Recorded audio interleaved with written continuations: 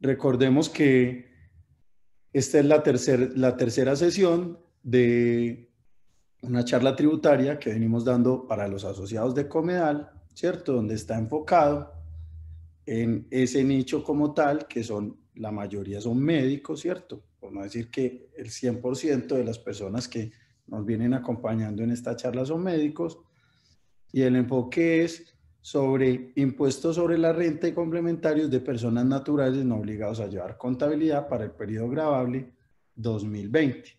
Entonces, dando inicio a esta charla, vamos a recordar que colocamos acá un proceso, ¿sí? Un esquema de proceso en el cual, ¿qué vamos a hacer? Vamos a ir mirando cuáles son los puntos que debemos ir abordando para elaborar una declaración de renta. Entonces, mencionamos en las sesiones anteriores el tema de la residencia fiscal, ¿cierto?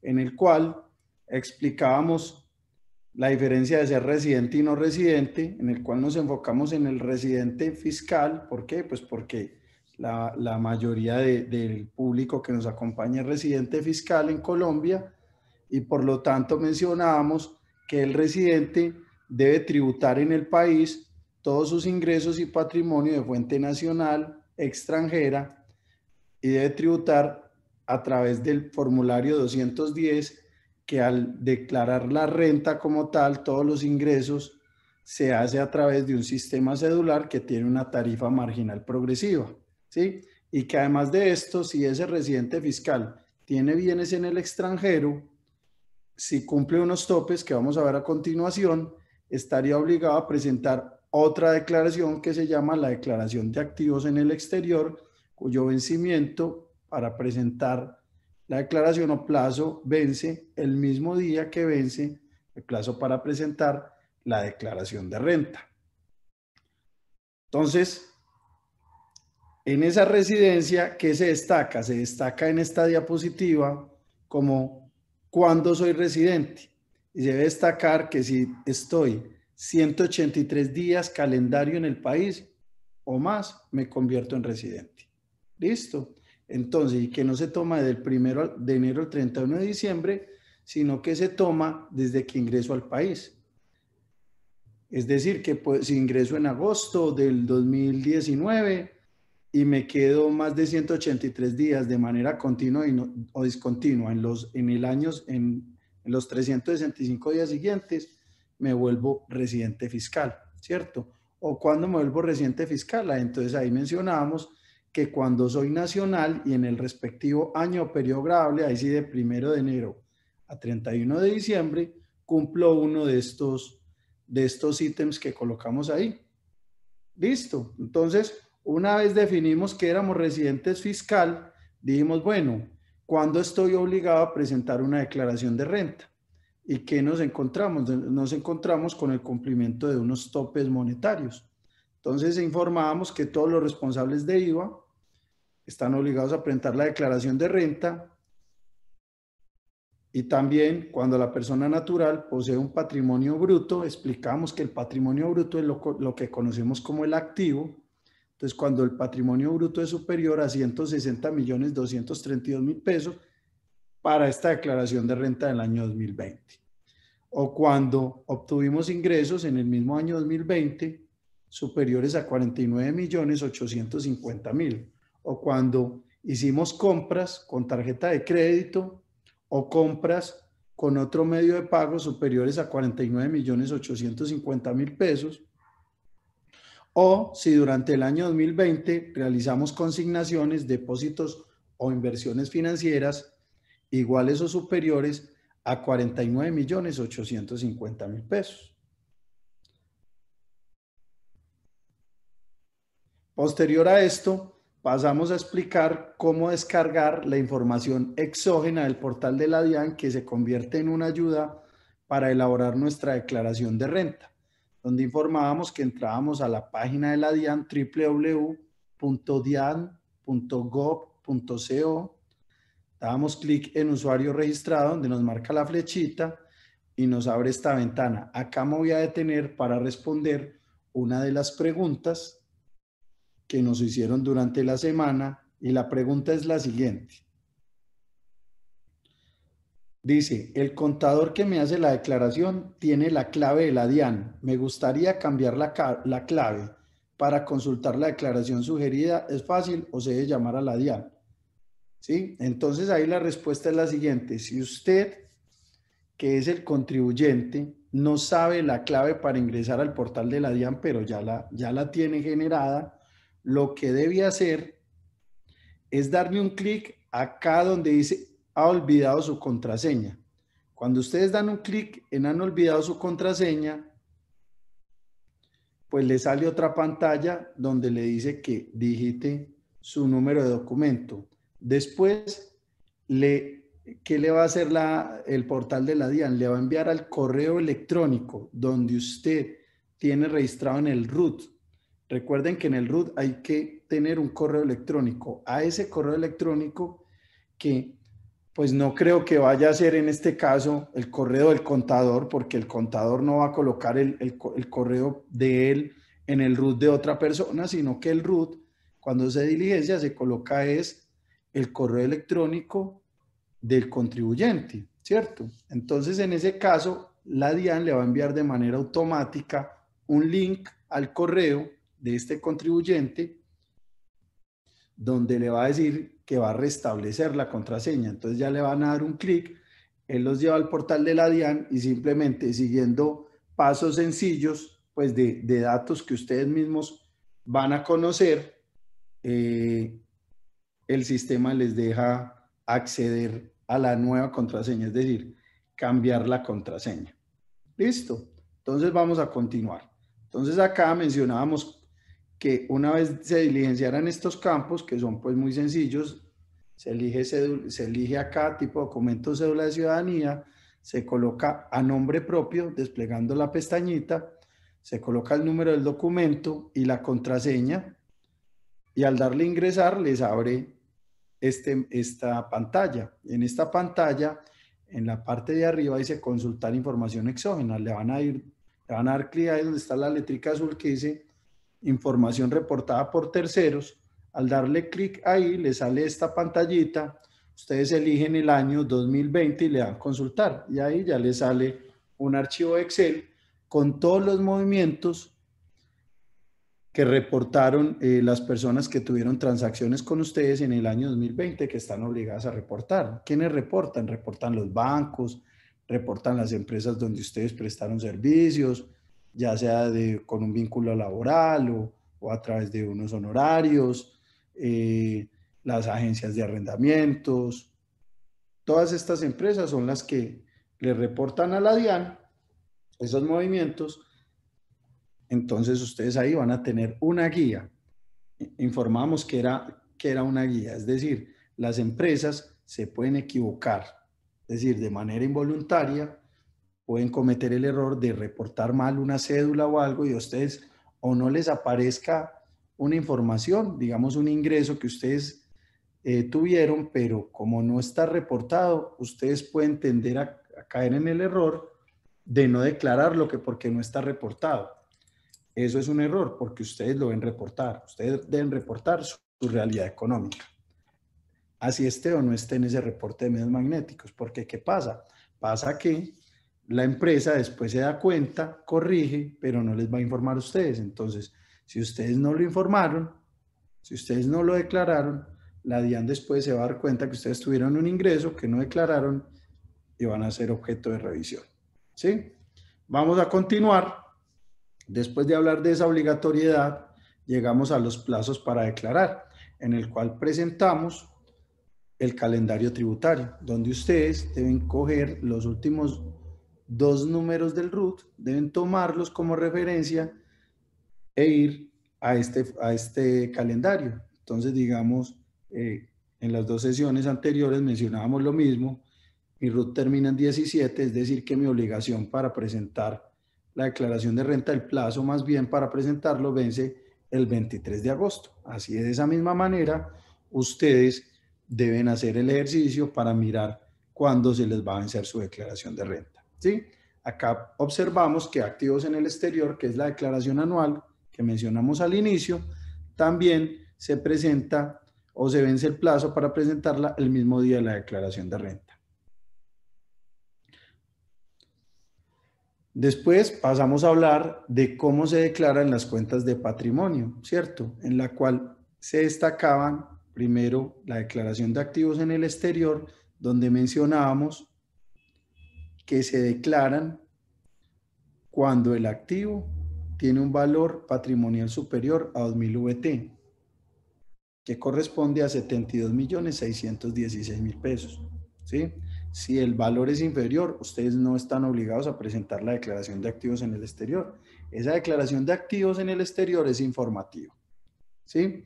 Y que cuando el activo es mayor a 129.983.000, se debe discriminar el valor patrimonial, la localización y la naturaleza del bien, ¿cierto? Es una declaración bastante sencilla en la cual no nos vamos a detener.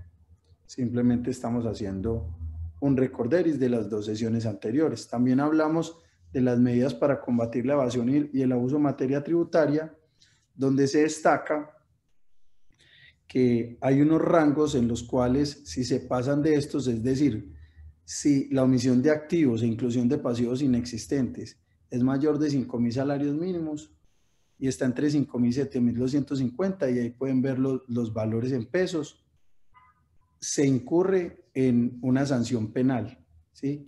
Cuya pena puede ir desde los 48 meses de prisión hasta los 108 meses, ¿sí? Y ahí explicábamos que si la omisión es mayor y está en esos rangos, se incrementaría la pena en una tercera parte o hasta en la mitad, ¿cierto? También tenemos se puede presentar omisión de ingresos, inclusión de costos y gastos, o cuando se usan retenciones o anticipos inexistentes en las declaraciones. Ahí se destaca que los valores son muy inferiores, es decir, cuando hablamos de omisión de activos e inclusión de pasivos, estamos hablando de valores de 4.500 millones, mientras que esta omisión de ingresos, estamos hablando de valores desde los 227 millones, podemos estar incurriendo en un delito penal, las cuales nos podrían dar entre 36 y 60 meses de prisión.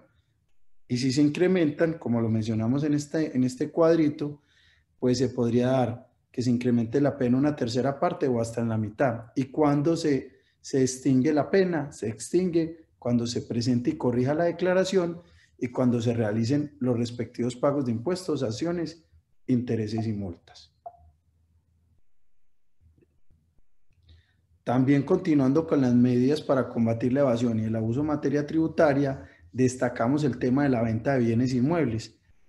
¿Por qué? Porque es lo que se presenta más a menudo y en la cual por un tema de costumbre hemos cometido, como digamos, esa ligereza de vender una propiedad por un valor e ir a la notaría a registrarlo por otro. Entonces mencionábamos que eso ahora no es posible, porque de suceder eso, mencionábamos acá, que en la escritura pública las partes intervinientes deben juramentar que el precio ha incluido corresponde al valor comercial de la operación, so pena de que todos los impuestos y gastos asociados sean liquidados sobre un valor equivalente a 4 veces el incluido en la escritura.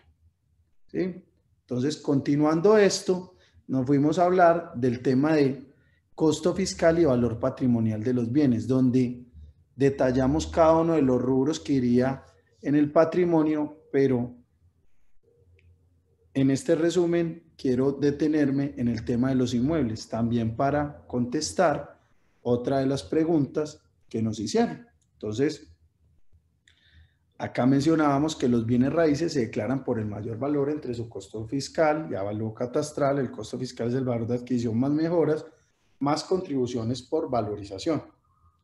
Que dicho costo se puede incrementar opcionalmente con el reajuste fiscal del artículo 70 del Estatuto Tributario, que para 2020 es un valor de 3,90%, es decir, ya vamos a verlo en un ejemplo, cómo se aplica, ¿cierto? Y otra opción para determinar el costo fiscal a diciembre 31 es aplicando el reajuste del artículo 73 del Estatuto Tributario, que implica tomar el costo original de adquisición del bien y según el año en que se adquirió, actualizarlo con un determinado indicador especial publicado por el gobierno, ¿sí? Y mencionábamos artículo primero del decreto 1763 de 2020, el cual les enviamos en la primera sesión, con las memorias de la primera sesión. Entonces acá, en el ejemplo del costo fiscal de bienes raíces, voy a responder la pregunta que nos hace un usuario que nos dice lo siguiente: sobre un lote rural en el Retiro se construyó una casa. Para incluir lo invertido en la construcción como parte del costo fiscal, es necesario que la oficina de catastro también incluya en el avalúo catastral el valor de la construcción, o este valor entra a ser parte del costo fiscal del activo solo por el hecho de que aparezca en la declaración de renta. Entonces, voy a explicar nuevamente cómo se ajusta el bien con la opción 1 y con la opción 2 para pasar a la respuesta. La opción 1, hablamos que es el artículo 70 del Estatuto Tributario, donde lo que hacemos es tomar el costo fiscal ajustado del año anterior. Es decir, como estamos presentando la declaración de renta del año 2020, entonces tendríamos que ir a tomar el valor que declaramos en el año 2019, es decir, la declaración de renta que presentamos el año inmediatamente anterior. Entonces, en este ejemplo, decimos que hay dos bienes inmuebles y que uno de estos fue con un costo fiscal ajustado a diciembre 31 de 2019 de 118 y el otro 165 millones. Entonces, ¿qué hicimos? Aplicamos 118 millones por el reajuste fiscal, que es 3.9%. Ese 3.9, 118 es 4.600.000, 6.435.000 es el 3.9, 165 millones. Entonces, sumamos los valores. Entonces, ¿cómo nos queda el costo fiscal ajustado? 283 millones más 11 millones 037. Eso nos da 294.037.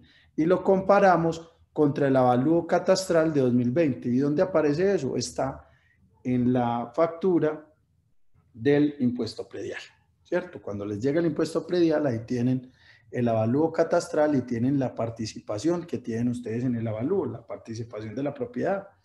Entonces, en este ejemplo, el avalúo catastral es de 70 y 100 millones respectivamente. Entonces, ¿cuál valor se toma? El mayor. Acá cometemos siempre el error de tomar, de no darnos a la tarea de hacer ese ajuste, sino simplemente coger el valor que aparece en el impuesto predial, que es el que conocemos como avalúo catastral, y sobre ese declaramos el bien, lo cual es un error. Y no solo es un error como para presentar esa declaración, porque está quedando el patrimonio, normalmente el avalúo catastral es inferior al costo fiscal ajustado, es decir, al costo fiscal más el reajuste fiscal, pero además de que el patrimonio me está quedando inferior, sucede que cuando vendo el bien, me veo sometido a pagar un impuesto. ¿Por qué? Por no haber ajustado el bien, ya sea por una renta no laboral o por una ganancia ocasional, que lo vamos a ver más adelante. Entonces, en la opción 1 no es más que el costo fiscal ajustado a diciembre 31 del año anterior, aplicarle ese porcentaje del 3.90 y compararlo contra el avalúo catastral. En la opción 2, ¿qué es lo que tomamos? Es el costo de adquisición del bien. Entonces, para eso necesitamos saber también en qué año fue que adquirimos ese bien, ¿cierto? Entonces, ¿qué ocurre? Vamos al decreto, que es este, al decreto 1763, ¿y qué hacemos? Buscamos el año de la compra del bien y ahí nos va a aparecer un factor, que para este caso, en este ejemplo, era de 5,66 y 3,40. Entonces, ¿qué hacemos? Este no es un porcentaje, sino que es en veces. Entonces, 33 millones lo multiplicamos por 5,66 y eso nos da 186 millones. En el otro caso, 102 millones nos da por 3,4, nos da 346 millones. ¿Y a esto qué le adicionamos? Mejoras y contribuciones, ¿sí? por valorizaciones pagadas desde la fecha de adquisición hasta diciembre 31 de 2020. Y también, ¿qué podríamos ahí adicionar? Y ahí es la respuesta a la pregunta que nos hacen sobre lo del lote rural en el retiro. Ahí adicionaríamos la mejora, ¿cierto? ¿Qué es la mejora? Pues la construcción de la casa, porque inicialmente lo que tenía era un lote y ya se le volvió fue una casa con lote. Entonces ya ese valor se va a incrementar. Ahí es donde lo debe declarar. Entonces, ¿qué es lo que ocurre? Ocurre que cuando me preguntan que si es necesario, ¿sí? Dice, es necesario que la oficina de catastro también incluya en el avalúo catastral el valor de la construcción, o este valor entra a ser parte del costo fiscal del activo solo por el hecho de que aparezca en la declaración de renta. Entonces la respuesta es, su declaración de renta no la maneja catastro, la manejan ustedes. Entonces su costo fiscal lo va a determinar usted con base en este ejercicio, pues, siguiendo estos pasos que estamos explicando en esta charla. Pero ¿qué es lo que pasa? Que cuando ustedes hacen una reforma o hacen una construcción, pues ustedes deben solicitar un permiso, ¿cierto? Y si no lo solicitó, pues deben reportarlo. ¿Para qué? Para que les hagan la respectiva visita, para que le actualicen el catastro, ¿sí? Para que le actualicen el avalúo catastral. Pero de eso no va a depender su costo fiscal en la declaración de renta. Entonces, continuamos y hablamos de realización de ingresos, costos y deducciones. Esta realización mencionábamos que los ingresos de una persona natural no obligada a llevar contabilidad se da es cuando se recibe efectivamente en dinero o en especie, ¿sí? Y que hay unas excepciones, que es cuando se dan ingresos por concepto de dividendos o participaciones, cuando sean abonados en cuenta en calidad de exigibles, ¿sí? Cuando se dan transferencia de utilidades de establecimientos permanentes o sucursales en Colombia y cuando hay ingresos provenientes de enajenación de inmuebles. ¿Cuándo se da ahí? En la fecha de la escritura pública correspondiente. Y ahí nos detuvimos y mencionábamos que si hacemos la escritura en diciembre, pero el dinero no lo pagan en enero o en febrero del siguiente año, nosotros debemos incluir el ingreso es en el año en que se hizo la escritura. Es decir, como se hizo en diciembre, entonces le quedaría en ese año en el cual contiene diciembre. Entonces, si vendieron un apartamento y lo escrituraron en diciembre del 2020, pero la plata se la pagaron este año, ustedes deben incluir en la declaración de renta que se está presentando en este momento, deben incluir ese ingreso. ¿Listo? De la misma manera, la realización de costos y deducciones, ¿cuándo se da? Cuando se paga efectivamente en dinero o en especie. Si el ingreso es cuando me paguen, pues el costo y deducción es cuando lo paguen, ¿cierto? También para hacerse exigible, debe ser que se pague y que también esté soportado con factura o documento equivalente, ¿sí? Después de hablar de esas cuentas de patrimonio, entramos a ¿qué? Hablar de la depuración del sistema cedular, que fue el tema que abordamos en la sesión número 2. Esa depuración del sistema cedular consta de lo siguiente. Está el sistema cedular de tributación, en el cual se trabajan tres grandes cédulas: la cédula general, la cédula de pensiones y la cédula de dividendos y participaciones. La cédula general contiene, a su vez, tres subcédulas, por llamarlas de alguna manera, que es la renta de trabajo, las rentas de capital y las rentas no laborales. Las cédulas de pensiones solo hablan de las rentas de pensión y la cédula de dividendos y participaciones solo contiene renta de dividendos y participaciones.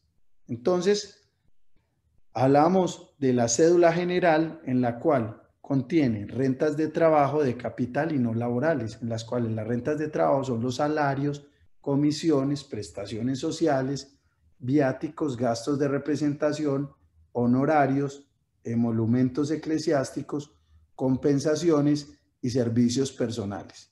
Las rentas de capital contienen intereses, rendimientos financieros, arrendamientos, regalías, explotación de la propiedad intelectual. Y las rentas no laborales contiene todos los ingresos que no se clasifiquen expresamente en ninguna de las demás cédulas. Es decir, lo que no sea renta de trabajo, renta de capital, pensiones o dividendos, va en rentas no laborales. Entonces ahí me detengo para dar respuesta a otra pregunta. Entonces esa pregunta es la siguiente.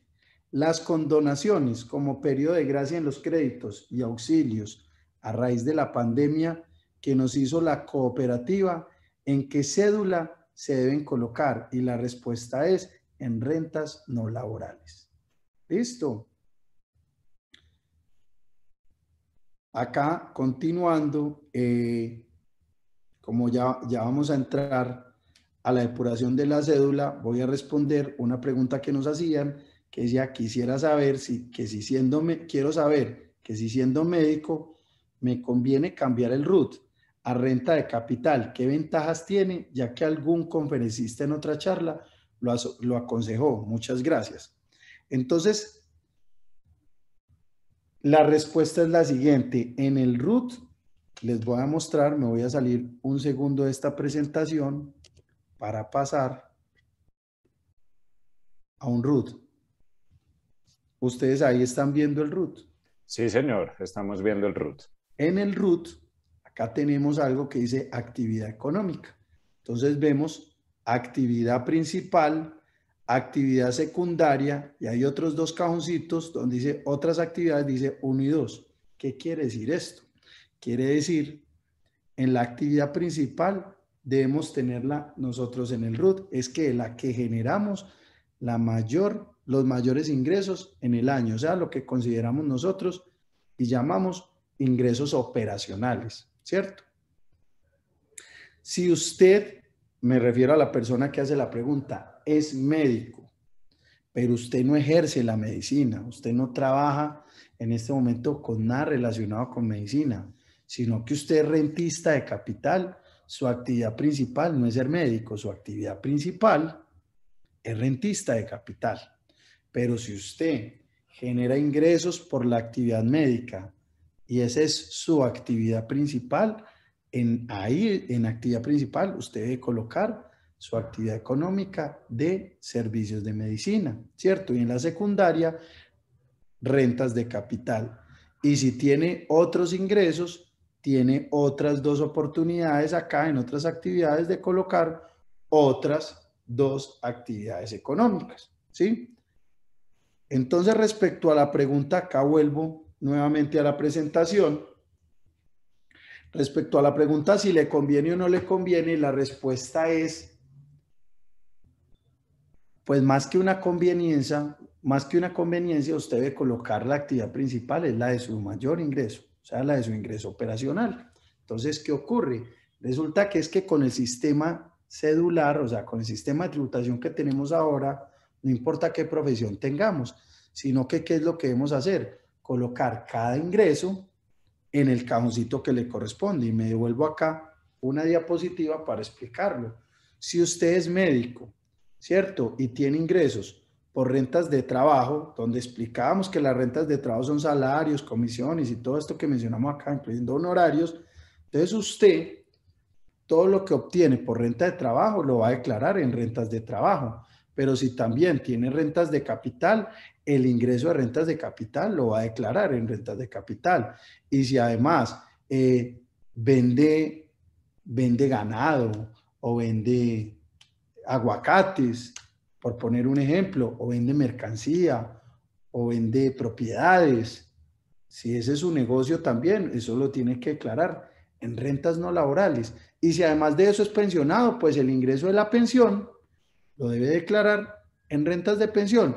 Y si además tiene acciones y esas acciones le generan un dividendo, pues ese ingreso por dividendo lo debe declarar en renta de dividendos y participaciones. ¿Sí? Vamos a avanzar. Entonces hablamos de las rentas de capital, las rentas no laborales, y para eso mencionábamos acá, pues mostrábamos el formulario, y para hacerlo mucho más claro, nos pasamos a un archivo de Excel que también se les envió a ustedes, que es este que se llama ejercicio de sistema cedular, en el cual vamos a explicar nuevamente, para hacer todo este resumen, porque hoy vamos a terminar todo este tema de declaración de renta, para que nos quede todo bien clarito. Entonces acá hablábamos de las rentas de trabajo, donde decíamos, ¿cuáles son los ingresos? Entonces, pues acá mencionamos como los ingresos más comunes del vínculo laboral. Entonces hablamos de pagos por salarios o monumentos eclesiásticos, prestaciones sociales, gastos de representación considerados como exentos, pagos por compensación por el trabajo asociado cooperativo, bonificaciones por retiro voluntario o indemnizaciones por despido injustificado, otros pagos, retiro de cesantías del saldo acumulado a diciembre de 2016, cesantías e intereses de cesantías recibidas en el año 2017 en adelante, o ingresos del exterior por salarios y prestaciones, ¿sí? Acá me voy a detener un poco para explicar nuevamente lo del tema de las cesantías, porque también me llegó una pregunta en el tema de las cesantías y resulta que la historia de las cesantías se parte en diciembre de 2016. Entonces, de ahí hacia atrás se le da un tratamiento y de ahí hacia adelante, es decir, de 2017 en adelante, se le da otro tratamiento. Entonces, vamos a hablar de 2017 en adelante. ¿Qué se debe hacer? Las cesantías a partir de 2017 ya se entienden realizadas cuando no las consignan en el fondo de cesantías o no las entregan directamente, ¿cierto? En cambio, hasta 2016 se consideraba realizada, era cuando retirábamos del fondo de cesantías el dinero.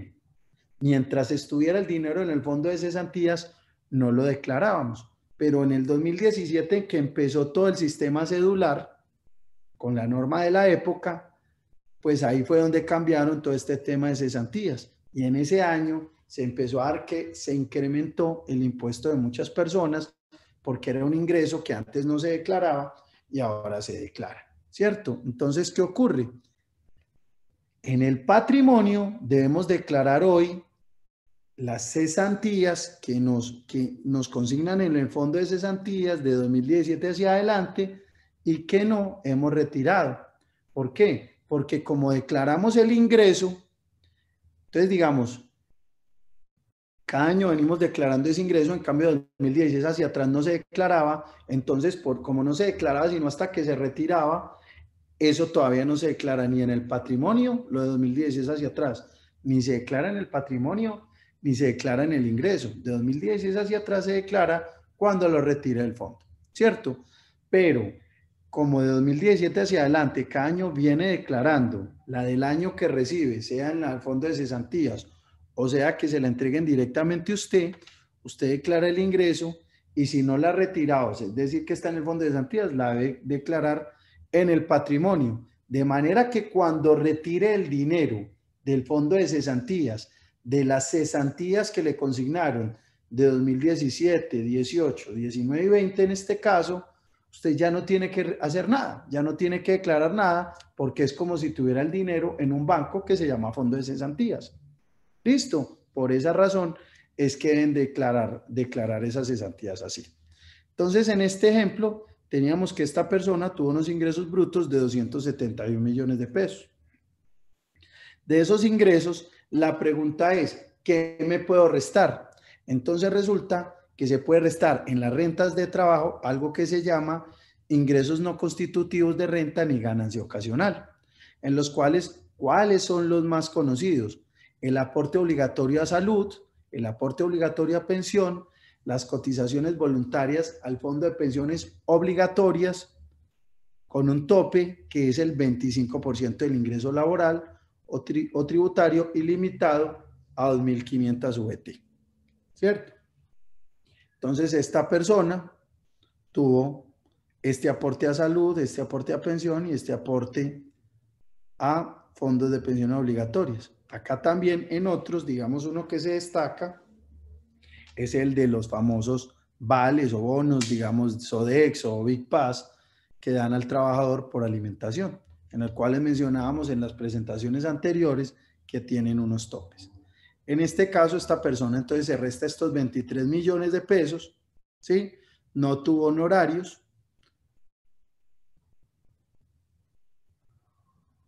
Y esta persona pues tuvo estos ingresos de 23 millones. En rentas de capital tuvo unos rendimientos financieros de 2 millones. ¿Y qué se puede restar? En rentas de capital se puede restar los aportes obligatorios a salud, pensión, riesgos laborales, también lo de pensiones obligatorias, pues cotizaciones voluntarias. Acá hablábamos del aporte solidario voluntario por COVID, ¿cierto? Que se dio en el sector público, en el cual mencionábamos que el que fue aporte obligatorio se va a llevar como una retención en la fuente, es decir, se lo va a restar, y si el aporte no fue obligatorio sino voluntario, se lo puede restar como ingreso no constitutivo. Y a partir de este año, porque el año pasado lo habían quitado, y ya con la norma 2010, que es la ley 2010, que es la que nos rige para esta declaración de renta, se recupera un ingreso no constitutivo que es el componente inflacionario, ¿cierto? Que es del 44,23%. Es decir, que al interés y rendimiento financiero se le aplica el 44,23% y ese valor va a ser un ingreso no constitutivo. Y en las rentas no laborales, porque estamos depurando toda la cédula general, hablábamos de esta persona que retiró los aportes, un aporte que tuvo en pensión voluntaria o cuenta FC sin dejarlo los 10 años que lo debe dejar, ¿sí? Y que lo puede retirar desde el mismo día que lo consigne si es para vivienda. Si es para darle otro tratamiento, lo voy a dejar 10 años. Entonces, ¿qué pasa? Si la persona lo retira antes y no cumplió el requisito, entonces debe declarar ese dinero como un ingreso y ese ingreso sería una renta no laboral. ¿Listo? Entonces esta persona tuvo este caso. Entonces, ¿qué se hizo? Se sumaron todos esos ingresos, se le restaron los ingresos no constitutivos y dio algo que se llamó una renta líquida. Y esa renta líquida, todo esto lo mencionamos primero en la teoría y después nos vinimos a hacer este ejercicio en el cual decíamos, bueno, ¿qué más me puedo restar? A los ingresos, ¿qué le puedo restar? Entonces decíamos, se puede restar el ingreso no constitutivo, pero además se puede restar algo que se llama deducciones imputables. Y esas deducciones imputables, hablábamos de aportes de cesantías de partícipes independientes, intereses por préstamos de vivienda, pagos por salud prepagada, la deducción por dependiente, y ahí me hacen otra pregunta. Entonces la respondo. Dice, ¿puedo descontar como dependiente a mi esposa? Así ella declare renta por patrimonio, pero sin ingresos de más de los 9 millones al año, porque ese es un tope que tiene, ¿cierto? Entonces la respuesta es sí, pero ¿qué debe tener en cuenta? Si ella declara por patrimonio, ahorita vamos a ver algo que se llama la renta presuntiva, que es aplicarle al patrimonio del año anterior, al patrimonio líquido, el 0,5%, ¿cierto? Porque se presume de que, o se asume de que como tiene un patrimonio, ese patrimonio le renta, ¿cuánto? Mínimo el 0,5%. Entonces, si ese 0,5% le va a dar más de los 9 millones que estamos mencionando acá, pues en un cruce de la DIAN, pues tranquilamente podrá decir que está teniendo un ingreso. Y aunque usted podría entrar a demostrarlo, eso puede ser un factor para que lo requieran. Más sobre ese tema vamos a abordar en la charla de la próxima semana, pero pues digamos que es importante para dar respuesta a esa pregunta, de decirle sí, el dependiente se puede restar. ¿Cuándo se puede restar? Cuando es esposa o esposo, ¿cierto? Hijo, hermanos, papá, mamá. ¿Cuándo? Cuando entonces cuando el hijo sea menor de edad, hasta 18 años. Y si tiene más de 18 y 23, que esté estudiando en una entidad certificada pues digamos, una universidad. Si tiene más de 23 años, si tiene una discapacidad, la debe medicina legal certificar. Y si no tiene una discapacidad, pues simplemente no genera ingresos, entonces se lo debe certificar un contador. Eso en cuanto a los hijos. Ya, el mismo tratamiento de padres, padre, madre, hermanos, cónyuge o compañero permanente es si tiene ingresos inferiores a un valor cercano a los 9 millones de pesos, lo mencionábamos en la charla anterior, pues el valor exacto, quedaba 700.000 pesos mensuales.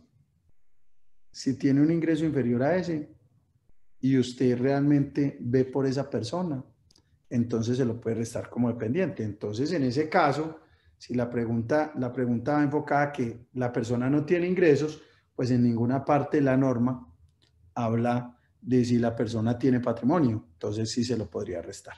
Entonces, esta persona se resta todo esto dependientes y además se resta el 4 por 1000, se puede restar el 50%. Entonces, todas esas deducciones suman 18 millones, además que se resta. Entonces, ya vamos en que me puedo restar ingresos no constitutivos, deducciones imputables, y hay otra que se llama rentas exentas, donde cuáles son las más comunes: el aporte voluntario a fondo de pensiones, aportes AFC, con un máximo del 30% del ingreso. También hablamos de gastos de representación exentos, que aplicas para jueces, magistrados, fiscales y rectores de universidades oficiales, ¿cierto? Entonces, ¿qué pasa? Las personas que traen una empresa privada, y digamos el gerente, pero le dan una plata que como gastos de representación, todo eso es grabado, eso no es una renta exenta. Es exenta para estos que estamos mencionando acá, ¿cierto?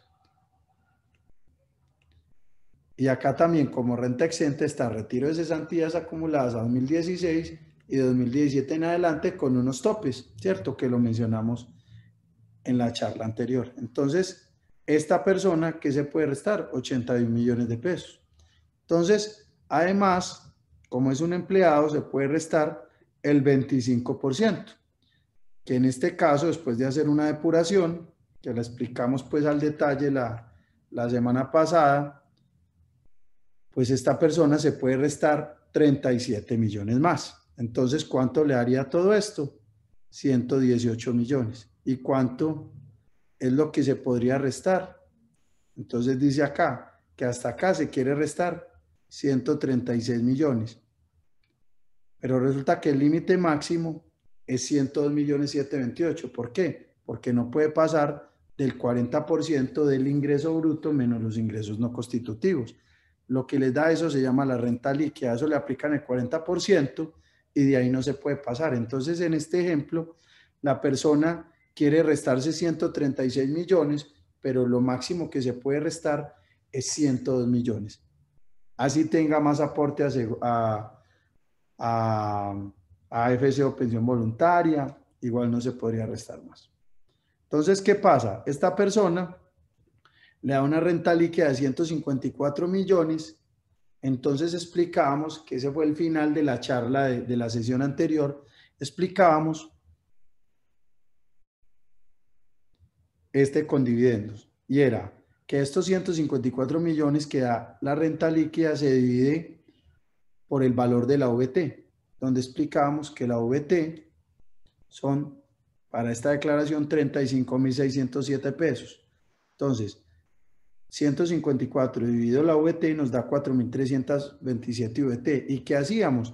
Nos íbamos para la tabla y buscamos 4.327. ¿Dónde está? Está en el rango de 4.100 a 8.670. Entonces, ¿qué tenemos que hacer? Esta fórmula, donde ya este archivo que también se les envió con las memorias de la segunda sesión, pues se los hace de manera automática, pero acá vuelvo y explico que es tomar esa base gravable, o sea, los 4.327, restarle 4.100, multiplicarlo por el 33% y sumarle 788, ¿cierto? Que ahí está la formulita, y a ese valor que le dé, pues es multiplicarlo por el valor de la OVT y eso les da el valor del impuesto de la renta líquida de la cédula general o de la cédula general, que sería para este caso 30.732. Pasamos a hablar de pensiones, ¿cierto? Y acá me hacen una pregunta y me dicen lo siguiente: ¿cómo sería la declaración de renta de un pensionado de acuerdo al patrimonio? Entonces la respuesta es la siguiente. Recuerden que la declaración de renta, vamos a mirar acá el formulario. Acá ven el formulario. En el formulario, una declaración de renta tiene patrimonio bruto, deudas, patrimonio líquido, y después empezamos a hablar de las cédulas como tal, es decir, de los ingresos, deducciones y todo lo que estamos hablando en este momento. Entonces, un pensionado, pues simplemente, pues, ¿qué es lo que varía de su declaración respecto a un empleado? Pues acá, donde lo que debe hacer es, en patrimonio es igual, debe declarar su patrimonio bruto, restarle las deudas y eso le da un patrimonio líquido. Y en cédula de pensiones va a colocar en el renglón 99, dice ingresos brutos por rentas de pensiones del país y del exterior, ¿cierto? Y resulta que las pensiones del país son un ingreso no constitutivo de renta. ¿Cuántas? Que acá lo vamos a ver, hasta 1000 VT. Entonces, vamos a pasar acá a un ejemplo que dice que la persona tuvo un ingreso de 120 millones por pensiones. Entonces, ¿qué se puede restar? Como ingreso no constitutivo, el aporte que hace a salud, la contribución que hace al Fondo de Solidaridad Pensional, y 120 menos 16,200, pues le da 103,800. ¿Y eso qué le da? Le da que es exento porque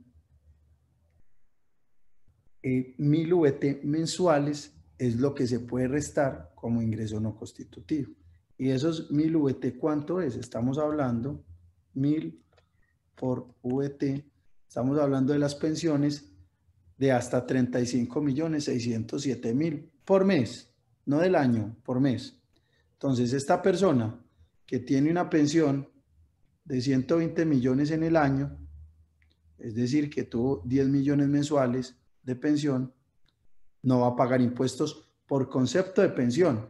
Pero ojo, si esa persona que es pensionada también tuvo rentas laborales o rentas de capital, pues rentas de trabajo, rentas de capital o rentas no laborales, pues tiene que depurar su renta de cada una de esas cédulas, ¿cierto? Pero en cuanto a pensiones, no va a pagar impuesto, pero debe declarar el patrimonio, como lo acabo de mencionar. Y hablamos de la renta de dividendos. Entonces voy a pasar a la presentación en la cual acá mencioné cuáles eran las rentas de pensiones, que es cédula de pensiones, ingresos de pensiones de jubilación, invalidez, vejez, sobrevivientes, riesgos laborales, indemnizaciones sustitutivas de las pensiones y devoluciones de ahorro de saldo pensional. Listo. Entonces, se le da el tratamiento que acabamos de ver. Acá mencioné qué es lo que se podía restar. Hablamos de esas 35 millones que son exentos y del aporte a salud que se lo puede restar. Pasamos a dividendos, donde los dividendos también hay que darle un manejo de 2016 hacia atrás y de 2017 hacia adelante. ¿Y cuál es el manejo que hay que darle? Vamos a verlo nuevamente acá, que con esto fue que terminamos la sesión anterior, que traíamos un ejemplo de que esta persona tuvo unas acciones en Ecopetrol en las cuales le dieron unos dividendos y participaciones de años 2016 y anteriores, de las cuales 1 millón era componente no grabado, 100 millones era un componente grabado, y también recibió unos dividendos y participaciones de 2017 y siguientes, los cuales 50 millones era no grabado y 8 millones era grabado. Entonces, ¿cómo se trabaja esto? Se trabaja de la siguiente manera. Primero, vamos a mirar 2016 y anteriores. Entonces, acá, ¿cómo es? Lo que es no grabado, pues quiere decir que no va a pagar ningún impuesto, que ese es el deber ser. Así era antes, ¿cierto? Entonces, de ese millón no paga. ¿Por qué? Porque es no grabado. Y de esos 100 millones que dice componente grabado, ¿qué hay que hacer? Lo que hay que hacer es dividirlo por la VT y llevarlo a esta primera tabla. Entonces, en este ejemplo, da 2.808 VT, entonces vamos y nos ubicamos en este rango de 1.700 a 4.100. Entonces, ¿qué se hace? Esta también pues se hace de manera automática en esta herramienta que les compartimos, pero acá vuelvo y explico. Esos 2.808 se le resta 1.700, se multiplica por el 28% al valor que le dé, le suma 116 y eso le da un valor de VT, que al multiplicarlo por el valor de la VT, que repito, la VT es 35.607 pesos, pues les va a dar un valor. ¿Cuál es el valor? 15.181.000. Ese es el impuesto que tendría que pagar por recibir un dividendo de 100 millones de pesos, un dividendo que es grabado de 2016 hacia atrás, el dividendo de 2016 hacia atrás. Ahora bien, ¿cómo resolvemos el tributo de los dividendos y participaciones de 2017 y siguientes? Entonces explicamos que los 50 millones del ejemplo dice componente no grabado. Es decir, que como hablábamos de 2016 hacia atrás, diría si es no grabado, pues no paga impuesto, pero resulta que no. A partir de 2017 sí paga un impuesto. ¿Cuál impuesto? El que aparece en esta tablita de abajo, que dice que de 0 hasta 10.682.000 no paga. Pero si es más de 10.682, ¿qué hay que hacer? Hay que coger el valor del dividendo y dividirlo por el valor de la VT y me da 1.404. Entonces, ¿qué tengo que coger? Está en este rango de 300 en adelante. Coger 1.404 y restarle 300. Eso me da un valor. A eso multiplicarlo por el 10%. Y me da un valor. Ese valor ya multiplicado por la VT da 3.932.000, que también en la herramienta se hace automático. Y resulta que también tuvo dividendos de 2017 hacia adelante grabados en 8 millones. Entonces, ¿qué hay que hacer? Primeramente, a esos 8 millones hay que aplicarle el impuesto que debía pagar la empresa, ¿cierto? Que para 2020 la tarifa de impuesto de las personas jurídicas es 32%. Entonces, ¿qué se hace? Se aplica, se coge esos 8 millones, se le aplica el 32% y eso da 2.560.000. Y ya esos 2.560.000 podemos ver que está entre 0 y 10.682.000, o sea que ya no paga más impuestos, o sea, no paga más impuestos, sino que solo va a pagar ese 32, ¿sí? Entonces, en este ejercicio, al sumar estos tres valores, nos da que el impuesto por dividendos asciende a 21.673.000. Y en la sesión anterior debíamos responder una pregunta que yo dije no la voy a responder porque no hemos hablado de dividendos, la respondo cuando hablemos de dividendos.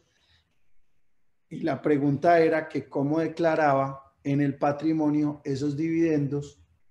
Entonces, primero, los dividendos y las acciones están en el patrimonio bruto, ¿cierto? En la cual en la sesión 1, ¿sí? En las memorias de la sesión 1 puede encontrar la forma como se calculan esas acciones para declararlas, ¿cierto? Entonces eso, las acciones esa participación accionaria va en el patrimonio. Y el dividendo, pues, así ya la DIAN, porque en la pregunta decían que ya la DIAN sabía de esos dividendos, pues, esos dividendos igual usted lo debe declarar, es en la declaración de renta, ¿cierto? Y lo debe declarar de esta manera. Entonces ya, una vez pasamos toda esa depuración del sistema cedular, donde hablamos de las rentas, de la cédula general, pensiones y dividendos, ahora vamos a entrar a las demás obligaciones, ¿cierto? Porque una vez se depura esa renta, ¿llega a qué? Llegan temas como la renta presuntiva. Entonces, ¿qué es la renta presuntiva? Entonces, la renta presuntiva no es más que tomar el patrimonio líquido del año inmediatamente anterior y después de hacer una depuración es aplicarle el 0.5%, donde como el objeto de esta sesión no es enseñarles a hacer una declaración de renta, pues no nos vamos a detener en todo el detalle de cómo se depura para llegar a la renta presuntiva, sino que es importante comprender que se toma el patrimonio líquido del año anterior, que el patrimonio líquido, recuerden que es el activo, o sea, lo que tengo menos lo que debo.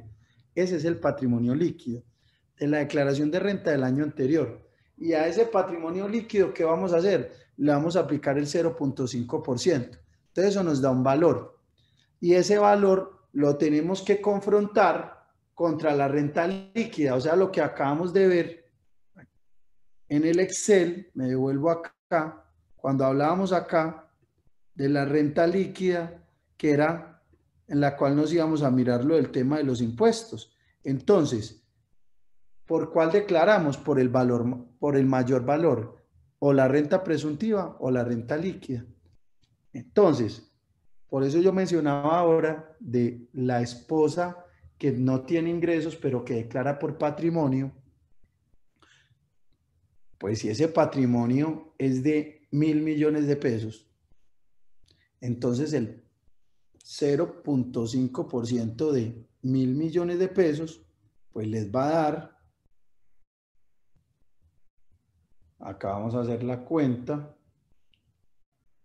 si cogemos 1.000 millones de pesos por el 0.5%, pues le va a dar 5 millones, ¿cierto? Entonces ese ingreso, pues no sería significativo y se podría tomar esa deducción de dependiente. Pero si el patrimonio es de mucho dinero,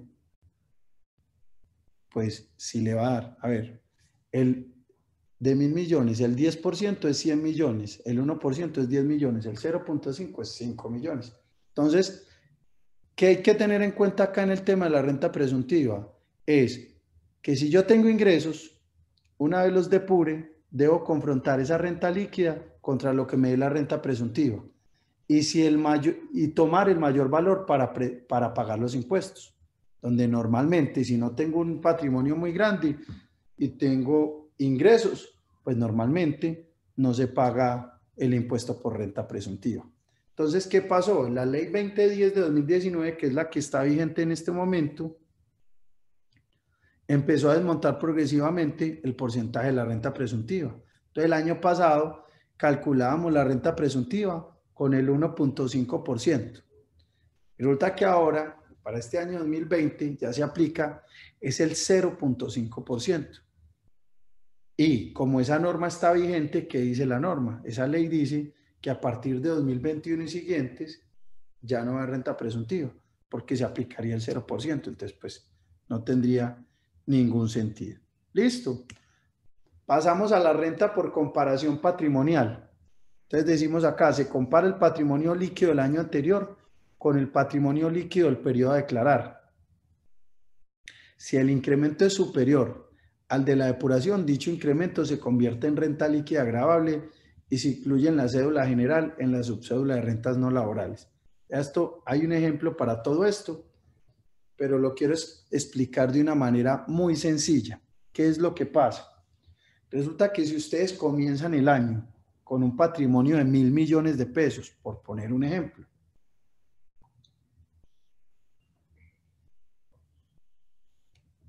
de 1.000 millones de pesos. ¿Y qué ocurre?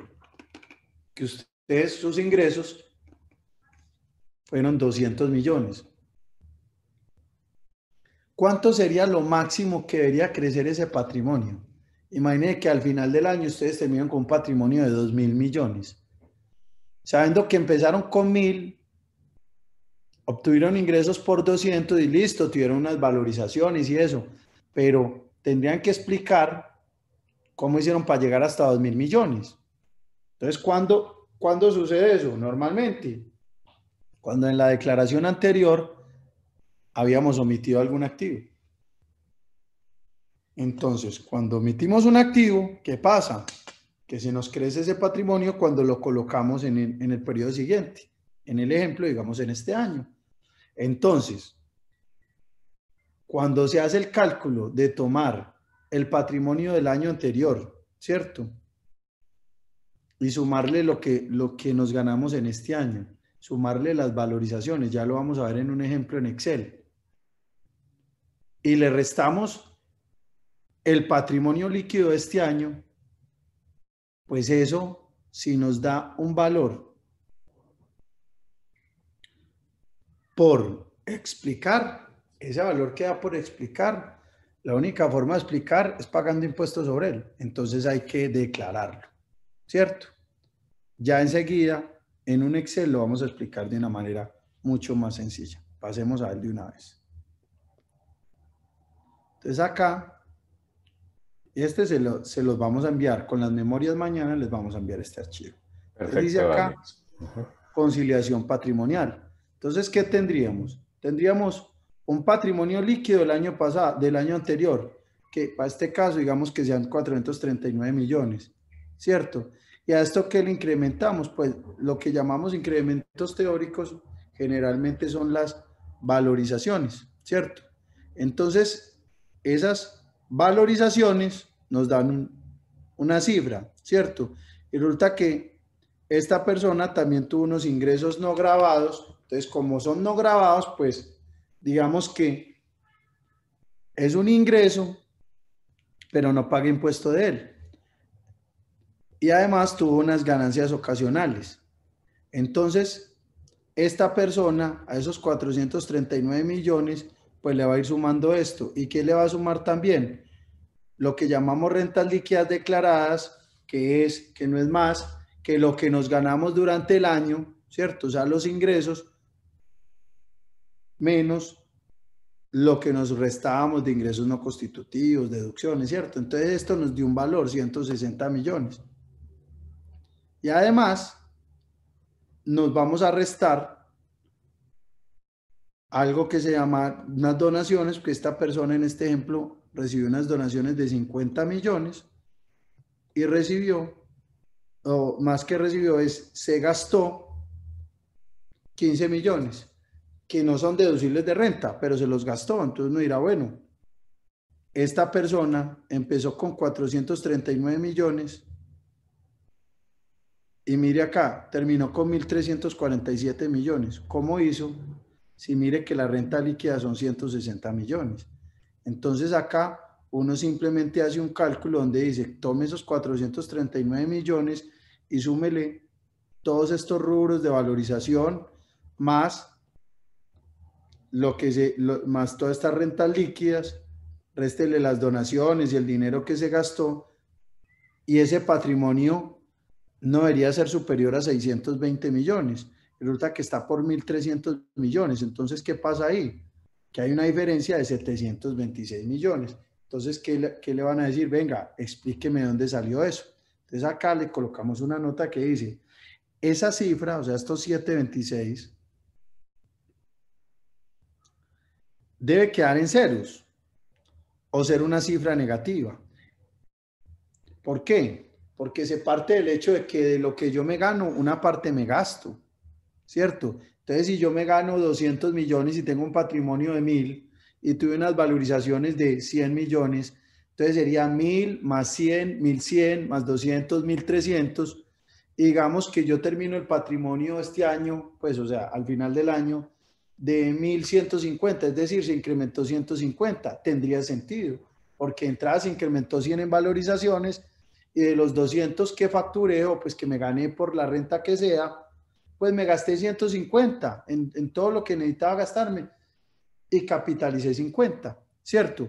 Pero cuando el incremento se da de manera injustificada, que en este caso habría que entrar a justificar esos 726 millones, dice, esa cifra siempre debe quedar en ceros o ser una cifra negativa, pues de lo contrario, si arroja una cifra positiva, como en este caso, la DIAN podría convertir la cifra que allí se forme en una renta líquida que se llevaría en el renglón 96 que llama renta gravable y que produciría impuesto si el contribuyente declara sobre la renta ordinaria y no sobre la renta presuntiva. Es decir, acabamos de ver que hay que mirar cuánto me dio una renta líquida, que fue tomar los ingresos menos todo lo que me puedo restar y confrontarlo contra la renta presuntiva, que es el 0.5 del patrimonio líquido del año anterior, ¿cierto? Entonces, como normalmente, a no ser que tenga un patrimonio muy grande y unos ingresos muy pequeños, como normalmente va a tributar, es por ese sistema cedular donde va a coger el ingreso menos todo lo que se pueda restar.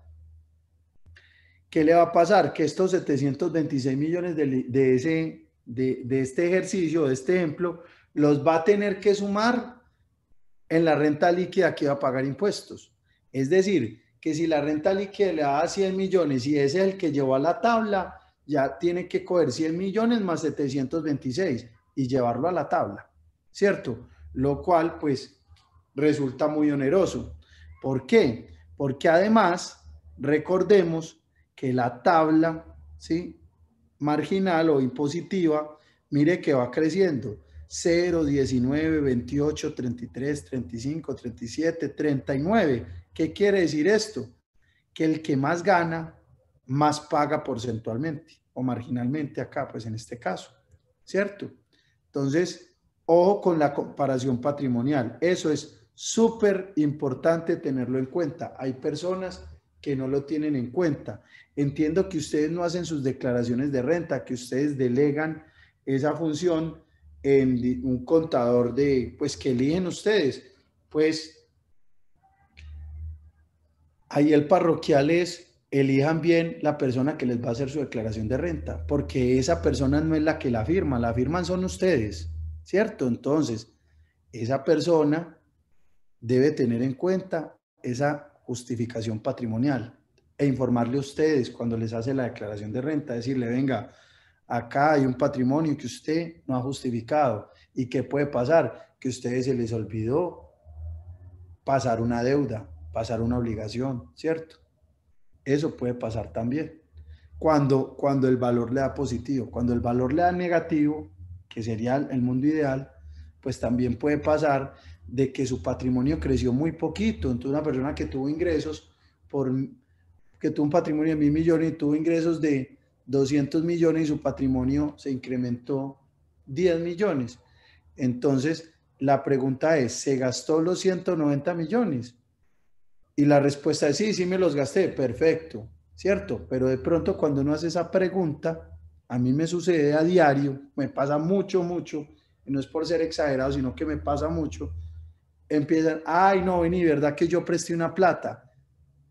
Y se me ha olvidado pasarte el pagaré. O no, mira, ¿sabes qué? Yo hice una compra de un bien. Eso suele suceder. ¿Listo? Entonces es importante la conciliación patrimonial.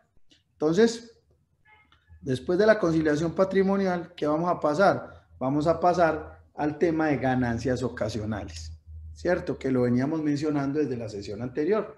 Entonces, ¿qué es una ganancia ocasional? ¿O cuáles son las ganancias ocasionales? Entonces, primero vamos a ver acá, decimos, entrada de bienes apreciables en dinero que se generan en actividades diferentes a la económica principal. Dice, liquidación de sociedades con duración igual o superior a 2 años, venta de un activo fijo poseído por 2 años o más. Me detengo ahí. Recuerden que si yo vendo un activo fijo que lo tuve menos de 2 años, no es una ganancia ocasional, sino que es una renta no laboral. Pero si yo el activo fijo, llámese, pues, o el activo, llámese vehículo o bien inmuebles, apartamento, lo que sea, la finca, la vendo y la tuve más de 2 años, pues debo declararla como una ganancia ocasional, ¿cierto? Entonces, la ganancia ocasional se da de restar el ingreso menos el costo, ¿cierto? Entonces, por eso yo me detuve cuando hablaba de cómo declarar el bien inmueble, porque es un error declararlo por el avalúo catastral, ¿cierto? ¿Por qué razón? Porque después cuando van a vender el bien, se encuentran con que el bien lo tenían declarado por un valor muy pequeño, que no era ni siquiera un valor cercano al valor de mercado. Entonces, ¿cómo se calcula? Pues se toma, ¿en cuánto vendió el apartamento? En 500 millones. ¿En cuánto lo declaró en la declaración del año inmediatamente anterior? Lo declaré en 200 millones porque es que eso era lo que decía el avalúo catastral. Pues muy sencillo. Coja 500, le resta 200 y le da 300. Y sobre esos 300 millones, pague el 10% de ganancia ocasional. Mientras que si usted tiene la precaución de ir declarando el bien por el valor que realmente es, entonces, ¿qué ocurre? Que la diferencia va a ser menor. Entonces, digamos, si usted lo venía declarando por 400 millones, aplicando el artículo 70 o 73, de acuerdo a lo que expliqué hace un rato, pues entonces, ¿qué es lo que deben hacer? Pues coger 500 menos 400 le da 100 y pagar el 10% de 100, que serían 10 millones, ya no serían 30 millones, ¿cierto? ¿Y qué pasa mucho en los vehículos? En los vehículos, en la primera sesión, cuando explicábamos eso, yo hacía énfasis y decía, yo los vehículos no los ajusto porque eso es opcional. Yo no los ajusto porque cuando lo vendo, normalmente lo vendo por un valor inferior al que lo compré. Entonces, si yo tengo una camioneta que compré en 100 millones y la vendo en 80, entonces, ingreso, cuando la vendo, 80, costo, 100. La diferencia es negativa, por lo tanto, cero, no pago impuesto, ¿cierto? Ahí es donde está la clave, ¿cierto? Y eso hay que tenerlo en cuenta. Dice, rentas provenientes de herencias, legados y donaciones, indemnizaciones por seguros de vida, que son exentas hasta las primeras 12.500 VT, o sea, 445 millones. Premios de rifas, loterías, apuestas y similares. Entonces, ¿cuál es la tarifa? La tarifa es del 10%, excepto para premios de rifas, loterías, apuestas y similares, que es del 20%. Y ya para ir a hablar de las ganancias ocasionales exentas, no quiero avanzar sin responder una última pregunta de una persona que nos dice lo siguiente. Denme un segundo y lo encuentro acá.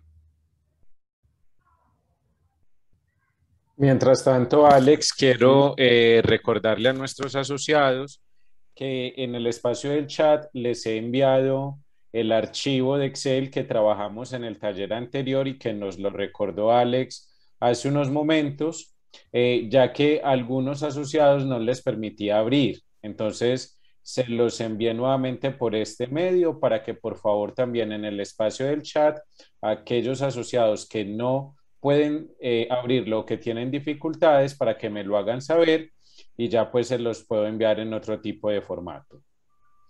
Listo.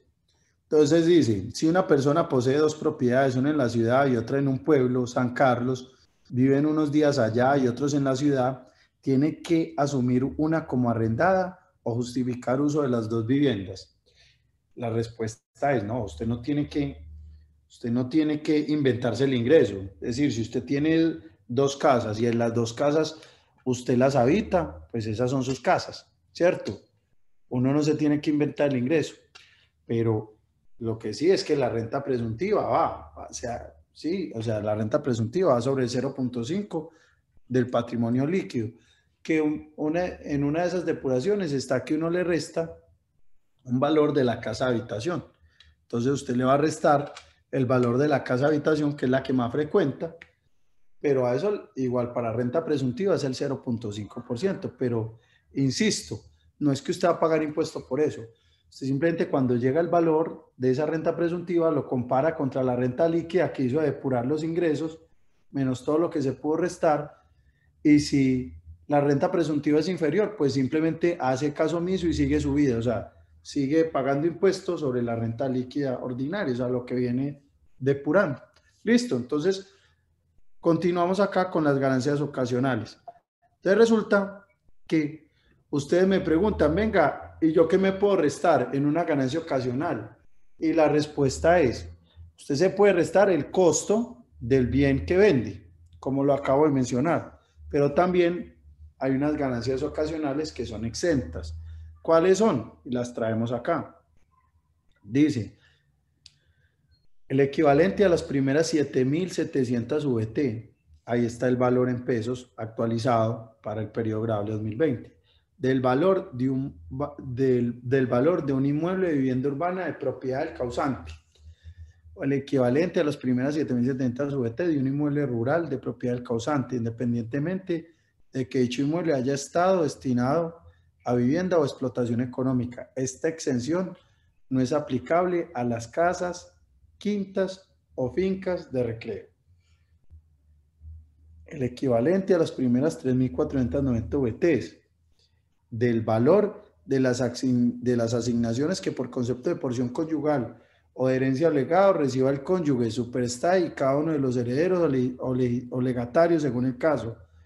El 20% del valor de los bienes y derechos recibidos por personas diferentes de los legitimarios y el cónyuge superstay por concepto de herencias y legados, y el 20% de los bienes y derechos recibidos por concepto de donaciones y otros actos jurídicos intervivos celebrados a título gratuito sin que dicha suma supere el equivalente a 2.290 VT, que suman 81.540 pesos, 81.540.000.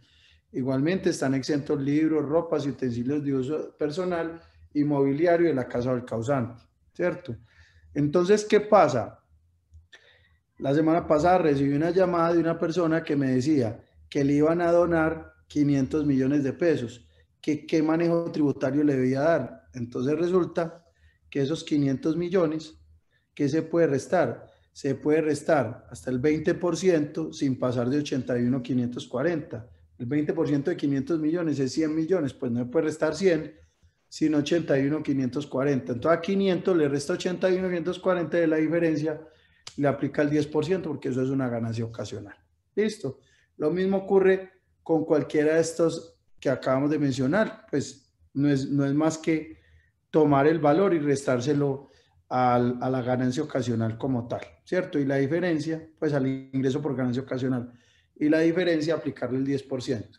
También hay otra renta exenta, otra ganancia ocasional exenta, que se da en la utilidad en la venta de casa o apartamento de habitación, ¿cierto? ¿Y cómo se da esto? Dice, cuando la casa o apartamento de habitación del contribuyente hubiera sido adquirido con anterioridad al 1 de enero del 87, de 1987, no se causará impuesto de renta ni ganancia ocasional por concepto de su enajenación sobre una parte de la ganancia obtenida en los porcentajes que se indican a continuación. Entonces dice, repito, no se causará impuesto de renta ni ganancia ocasional por concepto de su enajenación sobre una parte de la ganancia obtenida en los porcentajes que se indican a continuación. Entonces, si fue adquirida antes del 78, no va a pagar ganancia ocasional. Y si no, ahí tienen cuánto quedaría exenta. Sería 90, si fuera en 78, así va subiendo, ¿cierto? Otra que sea más común, porque digamos no es tan común vender una casa de hace 50 años, pero es más común esta, utilidad en la venta de la casa o apartamento. Entonces dice, estarán exentas las primeras 7.500 VT de la utilidad generada en la venta de la casa o apartamento de habitación de las personas naturales, contribuyentes del impuesto de renta, siempre que la totalidad de los dineros recibidos como consecuencia de la venta sean depositados en cuentas AFC y sean destinados a la adquisición de otra casa o apartamento de habitación o para el pago total o parcial de uno o más créditos hipotecarios vinculados directamente con la casa o apartamento de habitación objeto de venta. En este último caso, no se requiere el depósito en la cuenta AFC, siempre que se verifique el abono directo al o a los créditos hipotecarios en los términos que establezca el reglamento que sobre la materia expida el Gobierno Nacional. Dice, el retiro de los recursos a los que se refiere este artículo para cualquier otro propósito distinto a los señalados implica que la persona natural pierde el beneficio y que se efectúen por parte de la respectiva entidad financiera las retenciones inicialmente no realizadas de acuerdo con las normas generales en materia de retención en la fuente por enajenación de activos que correspondan a la casa o apartamento de habitación. Ya lo voy a explicar con un ejemplo. Y dice, lo dispuesto en este artículo se aplicará a casas o apartamentos de habitación cuyo valor catastral o autovalúo no supere 15.000 VT, es decir, 534 millones. Entonces, ¿qué pasa? Yo vendo mi apartamento en 500 millones de pesos. Listo. Y lo venía declarando por 300 millones. Entonces, ¿yo qué cojo? 500 menos 300, 200. Si yo no conociera este artículo del Estatuto Tributario, ¿yo qué iría? Cogería 500 menos 300, 200 y ese valor le aplicaría el 10% y pagaría En este caso, 20 millones de ganancia ocasional, de impuesto a ganancia ocasional. Pero mire esta perla. Acá me dicen, las primeras 7.500 VT están exentas, o sea, 267 millones. Entonces, yo de esos 200 millones no tengo que pagar nada porque estaría exento.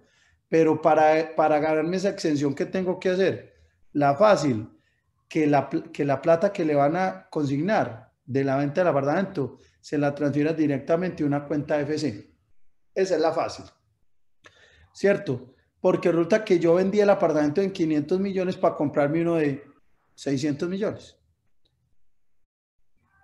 ¿Listo? Entonces, ¿yo qué hago? Pues necesito los 500. Entonces, como me lo transfieren a mi cuenta de FC, voy y me compro la casa de 600 y los pago desde la cuenta de FC. Y con eso, miren, no tengo ningún problema. Tendría la exención. Pero también dicen, ojo, si es para pagar el crédito hipotecario, pues no te lo tienen que consignar a una cuenta de FC. Simplemente, pues demuestra que pagaste el crédito y listo. ¿Cierto? O no hay ningún problema. Si no lo mandes a la FC con tal de que sea para darle esa destinación que estamos hablando acá, pues lo vas a poder demostrar. Pero la forma más fácil de demostrarle es entrando la plata a la FC. ¿Listo? Pero eso sí, si el apartamento que vendo no vale 500, sino 800 millones, pues ahí sí no se puede, ¿cierto? ¿Por qué? Porque esto es para apartamentos o casas, ¿cierto? De habitación cuyo valor catastral no supere 15.000 UF, o sea, 534 millones. No aplica para las fincas, para los lotes, las bodegas, no, es la casa de habitación. ¿Listo? Una vez pasamos el tema de las ganancias ocasionales, nos encontramos con algo que se llama el anticipo del impuesto de renta. Donde, ¿qué es lo que se busca? Lo que se busca es lo siguiente, mire, y yo hago declaraciones de renta, todos estos días pues he hecho declaraciones de renta y me he encontrado con personas que les ha tocado pues pagar un anticipo muy grande y ahí sí yo les digo, eso es un cálculo, yo pues no puedo hacer absolutamente nada. ¿Y por qué se da esa situación? Se da por lo siguiente, porque esas personas les hacen muy poquita retención en la fuente. Y como les hacen poquita retención en la fuente, ¿qué es lo que busca la norma? Les voy a explicar. La retención en la fuente no es un impuesto, es un anticipo del impuesto de renta. Entonces, digamos, ustedes en el año 2020 les fueron reteniendo en la fuente, ¿cierto? Hicieron retenciones y se las consignaban a la DIAN. Entonces, ¿qué hace la DIAN? Pues, digamos que es un dinero para el gobierno, entonces el gobierno trabaja con una platica. ¿Y cuándo se la restan ustedes? Este año de agosto a octubre, que presentan la declaración de renta. O sea que la DIAN o el gobierno trabaja con esa plata pues, casi un año, ¿cierto? O un año. Entonces, ¿qué pasa? Cuando a la persona le hacen poquita retención, ¿qué es lo que hay que hacer? Ah, muy sencillo. ¿Qué dice la norma? Porque la DIAN lo que hace es aplicarla, ¿cierto? Porque la DIAN no es la que legisla es el Congreso. Entonces, ¿qué es lo que dicen? Ah, bueno, muy sencillo. Como usted le hace muy poquita retención, usted durante el año me está anticipando muy poquita plata. Entonces, venga y hágame un anticipo. Y ahí es donde se le sube el valor a pagar en bancos. Entonces, ¿cómo se calcula el anticipo? Entonces, el anticipo, acá está en la teoría, ya vamos a pasar al Excel, que en la sesión anterior, el archivo que les enviamos, hay una hojita que está calculado el anticipo, pero de pronto no lo habían entendido porque no lo habíamos explicado, entonces lo vamos a ver en este momento. Para eso es necesario saber si es el primer año que declara, si es el segundo año que declara, o si es el tercero o más años que viene declarando. Si es el quinto año, entonces entra en el de tercer año y siguientes. Si es el primer año que declara, ¿qué es lo que hay que hacer? Hay que tomar el impuesto neto de la declaración, que es el impuesto como tal que va a pagar, y a eso hay que aplicarle el 25%. Ya vamos a verlo en un ejemplo. Pero entonces muy sencillo, si el impuesto es 10 millones, pues le aplica 25% y le da 2,5 millones, y a eso le resta las retenciones en la fuente. Y resulta que le hicieron retenciones en el año de 3 millones. Entonces 2,5 millones menos 3 millones le da negativo, entonces no tiene que hacer anticipo.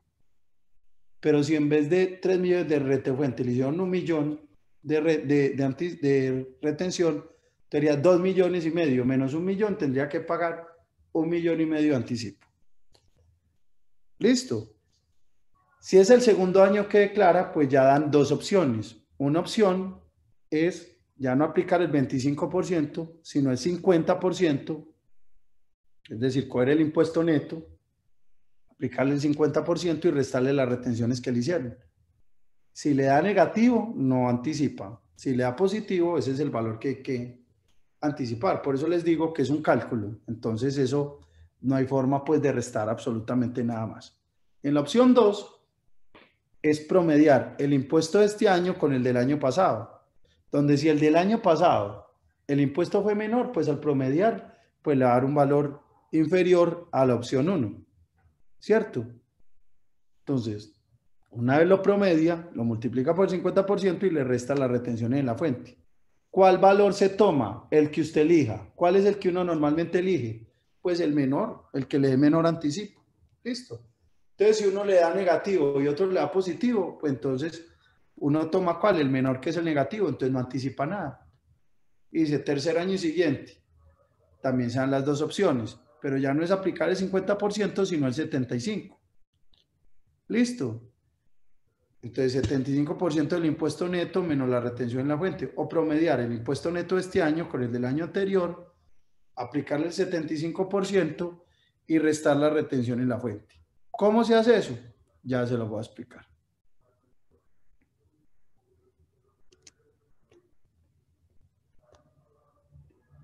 Nos venimos para acá. Ustedes ven, ustedes en el archivo que se les envió hay una hojita que se llama anticipo IVA. Ese IVA es beneficio de auditoría. Ya, beneficio de auditoría ya lo vamos a explicar. Seguimos acá. Anticipo el impuesto de renta. Entonces, ¿qué hacemos? Necesitamos saber cuál fue el impuesto neto de renta del año anterior. Para eso necesitamos la declaración del año pasado. En este ejemplo, esta persona tuvo un impuesto neto en 2019 26.365.000 y en 2020 52.400.000. Entonces, ¿qué hacemos? Tenemos también el dato, ¿qué retenciones le aplicaron en el año? 33 millones. Entonces, esta persona ha declarado más de 3 veces, ¿cierto? Pero entonces, ¿qué pasa? Si fuera la primera vez que declara, pues para la primera vez que declara solo hay una opción. La opción 2, que es la de promedio, pues no aplica porque pues no tendría impuesto del año anterior, ¿cierto? Pero para este caso, pues esta persona es la tercera vez que declara. Entonces, ¿qué es lo que hace? Acá está la fórmula, pero se lo voy a explicar acá, coquito, facilito. Es la tercera o es la quinta vez que declara. Entonces, ¿qué? Opción 1, debe tomar el impuesto del año, que es 52 millones, y aplicarle el 75%. Y a este valor. Y a este valor, restarle la retención en la fuente, que son 33 millones. ¿Y cuánto le da? 6 millones. Este sería el anticipo para este caso, ¿cierto? Pero entonces vamos a ver la opción 2. Y la opción 2 es ¿qué? Es promediar. Entonces escoger 26 millones, que fue el del año pasado, sumarle 52 millones y dividirlo en 2. Coquito, ¿cierto? Entonces me da ¿qué? 39 millones el impuesto. Y a ese 39 millones, que es el impuesto neto promedio, le aplico el 75%. Y a ese 75% le resto las retenciones, que fueron 33 millones. ¿Y cuánto me da? Me da negativo. Entonces, ¿cuál tomo? ¿La opción 1 o la opción 2? Y todos allá en coro, ¿cierto? Me van a decir la opción 2, que es 0. Listo. Entonces, esta persona no paga anticipo. ¿Ya ven? Ahí, entonces, no hay una manera de decir cuál es mejor, la opción 1 o la opción 2. Para eso hay que calcularlo. Listo. Entonces, en este caso, esta persona tomaría la opción 2. ¿Y cuánto anticiparía? Nada, 0. Pero ¿qué pasa si en el año 2019 el impuesto hubiera sido 56 millones? Eso está pasando mucho este año, que el impuesto de este año fue inferior al del año pasado porque por lo del tema sobre todo de la situación que vimos el año pasado, los ingresos bajaron. Entonces el impuesto está siendo menor para muchas personas. Entonces, ¿qué pasaría? Que acá les daría mejor la opción 1 y se los voy a hacer otra vez. Opción 1 sería el impuesto del 2020 por 75% y a eso restarle la retención, daría 6 millones, ¿cierto? ¿Y cómo sería la otra? Promediar el año pasado más este año, entonces eso dividido 2, aplicarle el 75% y a eso restarle la retención en la fuente y mire que me da mayor valor la opción 2. Entonces ahí en este caso, ¿cuál elegiríamos? La opción 1. ¿Listo? Bueno, entonces acá vamos a devolvernos para que el archivo nos quede como antes. Ahí. Listo. Firmeza de la declaración. ¿Qué es la firmeza? Es el tiempo que tiene la DIAN para fiscalizarnos, para revisarnos la declaración. Entonces dice 3 años a partir de su vencimiento, presentación. Se toma la fecha posterior. Y 5 años a partir de su presentación en la que se determinen o compensen pérdidas fiscales. Es decir, si me da pérdida, la pérdida yo la puedo compensar en los años siguientes. Entonces, si las voy compensando, entonces la DIAN dice, bueno, ya tengo 5 años para revisar esa declaración. Si no, la normal es 3 años. Y hay algo que se llama el beneficio de auditoría, donde se los voy a resumir de esta manera en este archivo Excel.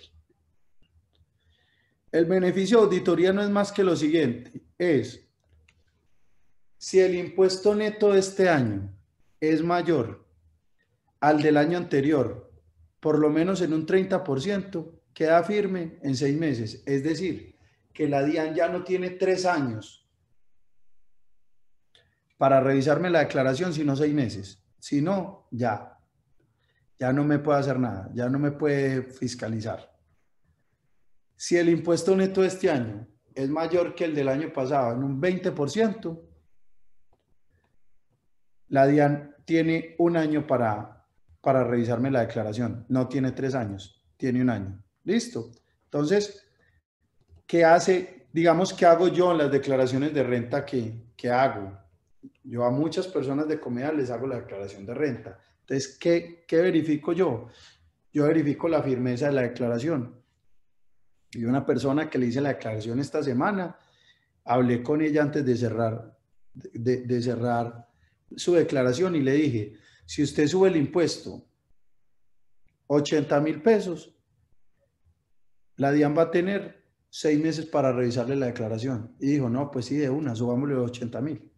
¿Para qué? Para que le quedara en firme en 6 meses. Si no, le quedan firme en un año.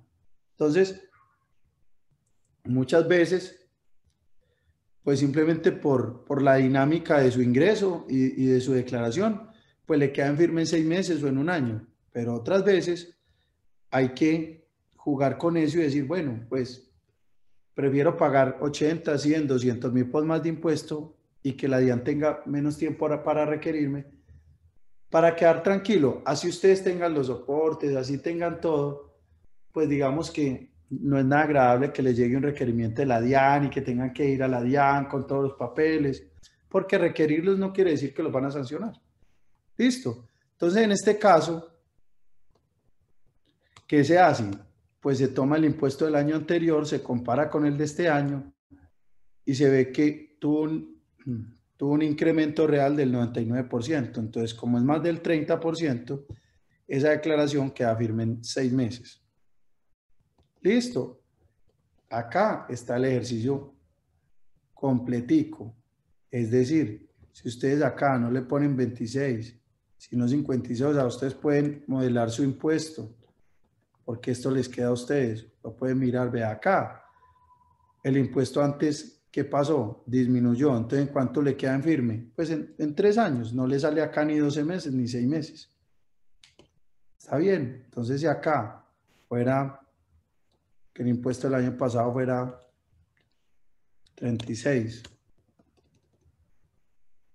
se incrementó 44% en firme en 6 meses y así sucesivamente.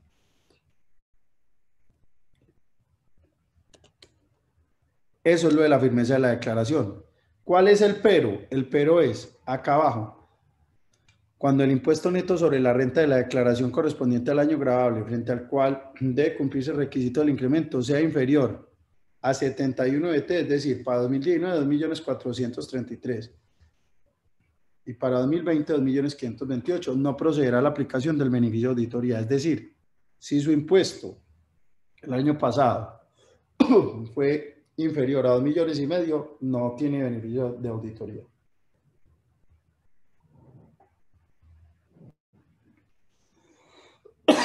Y llegamos, perdón, al régimen sancionatorio. Entonces, ¿qué tenemos en sanciones? También es una pregunta que me hacían sobre el tema de los intereses moratorios y las sanciones por no declarar y por extemporaneidad. Entonces, ¿qué tenemos? Tenemos sanciones, intereses moratorios. Entonces, acá está.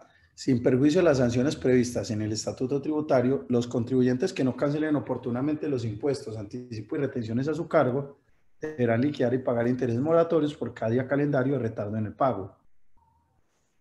Los mayores valores de impuesto, anticipo o retenciones determinados por la DIAN en las liquidaciones oficiales por el contribuyente en la corrección de la declaración causarán intereses de mora a partir del día siguiente al vencimiento del término en que debieron haberse cancelado por el contribuyente de acuerdo con los plazos del respectivo año o periodo gravable al que se refiere la liquidación oficial. Es decir,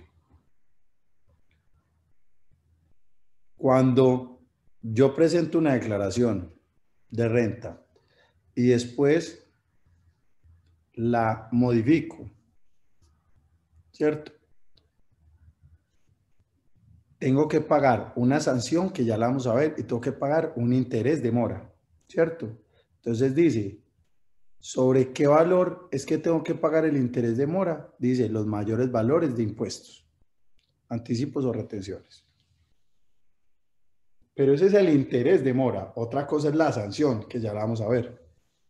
Y dice, determinación de la tasa de interés moratorio. Dice, para efectos de las obligaciones administradas por la DIAN, el interés moratorio se liquidará diariamente a la tasa de interés diario que sea equivalente a la tasa de usura vigente determinada por la superfinanciera para las modalidades de crédito de consumo menos 2 puntos. La DIAN publicará la tasa correspondiente en su página web. Normas generales sobre sanciones. El valor mínimo de cualquier sanción, incluidas las sanciones reducidas, ya sea que va a liquidarla a la persona o la entidad sometida a ella o la administración de impuestos, será equivalente a la suma de 10 VT. Para este año, 363.080. O sea, esa es la sanción mínima. Entonces, cuando hagamos las modificaciones y hagamos el cálculo y nos dé un valor inferior a 363.000, tenemos que pagar la sanción mínima, que sería 363.080. Dice, aplicación de los principios de lesividad, proporcionalidad, gradualidad y favorabilidad en el régimen sancionatorio. ¿Qué es esto? Resulta que a partir de la diapositiva siguiente vamos a ver las sanciones, los tipos de sanciones que hay en la declaración. Pero cuando estamos siendo juiciosos, cuando estamos siendo bien evaluados por la DIAN, cuando no hemos, digamos, cometido infracciones, de entrada la norma nos permite bajar la sanción. Entonces dice acá, cuando la sanción debe ser liquidada por el contribuyente, porque hay sanciones que liquida el contribuyente, o sea, usted, y hay sanciones que liquida la DIAN. Entonces, primero vamos a ver, cuando la liquida el contribuyente, dice, se reducirá el 50% del monto previsto en la ley, en tanto concurran las siguientes condiciones. Que entre 2 años anteriores a la fecha de la comisión de conducta sancionable no se hubiera cometido la misma. Y siempre que la DIAN no haya proferido pliego de cargo, requerimiento especial o emplazamiento previo por no declarar. O sea, que no lo hayan requerido. La sanción se reducirá al 75% del monto previsto en la ley, en tanto concurran las siguientes condiciones. Que dentro del año anterior a la fecha de la comisión de la conducta sancionable no se hubiera cometido la misma, y siempre que la administración tributaria no haya proferido pliego de cargos, requerimiento especial o emplazamiento previo por no declarar. Listo, entonces, si nos hemos portado bien y hace 2 años o más que no cometemos la misma infracción, podemos bajarnos el 50%.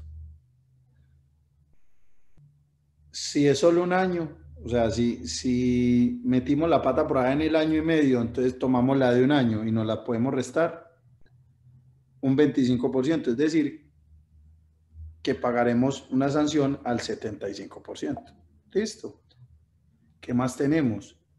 ¿Qué pasa cuando la sanción es propuesta o determinada por la DIAN?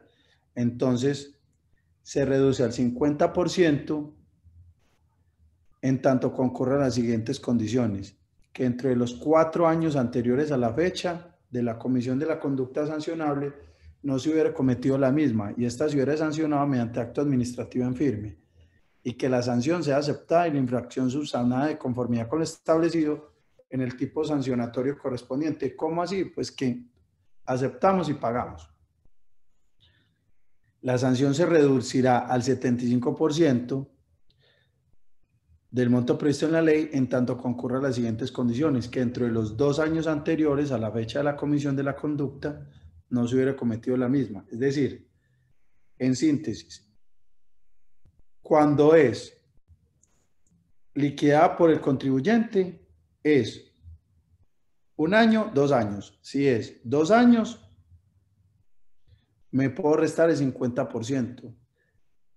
2 años de haberme portado bien, por ponerlo pues en un tema fácil pues, de comprender.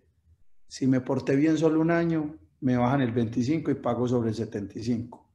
Pero si ya la sanción me la liquida la DIAN, entonces ya no me puedo restar sino el 50%, pero si ya es 4 años que me porté bien y 25% me puedo restar de esa sanción, o sea, pagar el 75% de la sanción si me porté bien 2 años o más. ¿Listo? Entonces dice, habrá lesividad siempre que el contribuyente incumpla con sus obligaciones tributarias. Es decir, si me venía aportando bien, pero pues digamos que hasta ahí me duró el portarme bien, pues me quitan ese beneficio, ¿cierto? Entonces, ¿qué traemos acá? La norma trae unos parágrafos en los cuales se habla de qué es la reincidencia. La reincidencia, y se habrá reincidencia siempre que el sancionado por acto administrativo en firme cometiera una nueva infracción del mismo tipo dentro de los 2 años siguientes al día en que cobre la firmeza. Como quien dice, me dieron un beneficio, pero si después no cumplo, el monto de la sanción me lo aumentan al 100%. ¿Cierto? En el parágrafo 3 mencionan un montón de artículos del Estatuto Tributario que yo se los coloco ahí simplemente para que los tengan de referencia, pero eso lo que quiere decir es lo siguiente: dice, para las sanciones previstas en los artículos en mención, no aplicará la proporcionalidad ni la gradualidad contemplada en el presente artículo. Esos artículos que mencionan ahí es cuando ustedes cometieron un fraude. Entonces, si la DIAN se da cuenta que cometieron un fraude, pues no les permite bajarse nada en la sanción. Dice, lo dispuesto en este artículo tampoco será aplicable en la liquidación de los intereses de mora, ni en la determinación de sanciones previstas. Es decir, si ustedes lo que hicieron fue un fraude y se los demuestra la DIAN, pues les va con todo. El principio de favorabilidad aplicará para el régimen sancionatorio, aun cuando la ley permisiva o favorable sea posterior. Entonces, ¿qué tipos de sanciones hay? Nos faltan 3 diapositivas. Dice, está la sanción por extemporaneidad en la presentación. Entonces, depende si es antes del emplazamiento o después del emplazamiento. El emplazamiento es la comunicación que le hace la DIAN, que le dice, vea, yo me doy cuenta que usted no me ha presentado la declaración de renta. Entonces, lo invito a que la presente. Entonces, si ustedes la presentan tarde, o sea, de manera extemporánea, pero la DIAN todavía no les había enviado un emplazamiento, ¿cómo se liquida? Se liquida, dice, se debe liquidar y pagar una sanción por cada mes o fracción de mes calendario de retardo equivalente al 5% total del impuesto a cargo. sin exceder el 100% del impuesto. Listo, entonces, cuando la presenten, si el impuesto es 10 millones, entonces hay que pagar de sanción el 5% de cada mes que la dejo de presentar. Entonces, de ahí que es importante pues, presentarla rápido. Y acá dice, cuando en la declaración no resulte impuesto a cargo, la sanción por cada mes o fracción de mes será equivalente al 0.5% de los ingresos brutos percibidos por el declarante en el periodo objeto de la declaración, sin exceder la cifra menor resultante de aplicar el 5% de dichos ingresos o del doble del saldo a favor si lo hubiere, porque si no le dio impuesto a cargo, de pronto es que le dio saldo a favor. Entonces se toma el menor. O de la suma de 2.500 VT, que es 90.770.000, cuando no existiere saldo a favor.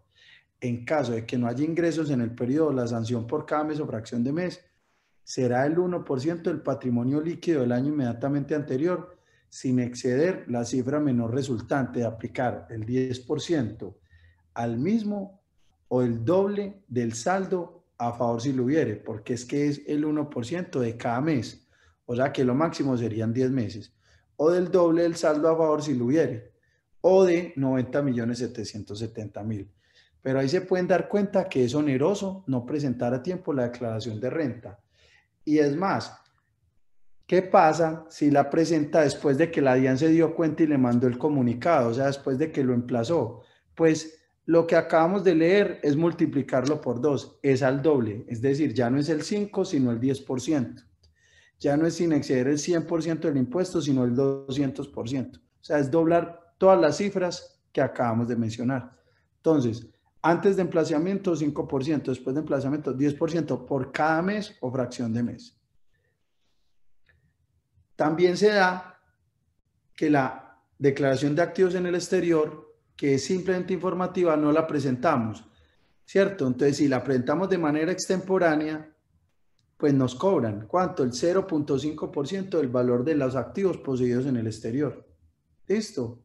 Dice, si la misma se presenta antes del emplazamiento y si se presenta después, o sea, si se presenta después de que la DIAN se dio cuenta, ya es el 1%.